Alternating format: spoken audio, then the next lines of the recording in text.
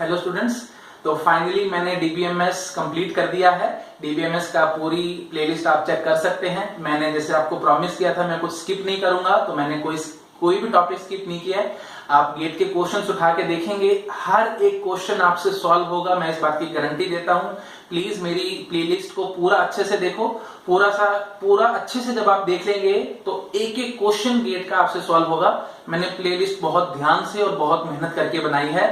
और थोड़ा सा नॉइज शायद प्रॉब्लम काफी स्टूडेंट्स मुझे बता रहे हैं, तो सॉरी फॉर दैट, बट मेरे पास कोई ऑप्शन नहीं है एक्चुअली। मैं रात को वीडियो बनाऊं तो भी बाहर गली में डॉग्स हैं, वो भौंकते रहते हैं, और चाहे मैं मॉर्निंग में बनाऊं तो भी आती है प्रॉब्लम।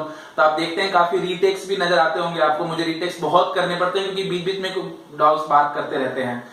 तो प्लीज थोड़ा सा इस बात को समझने की कोशिश करो, और जो प्रॉब्लम है प्लीज उसको छोड़ो।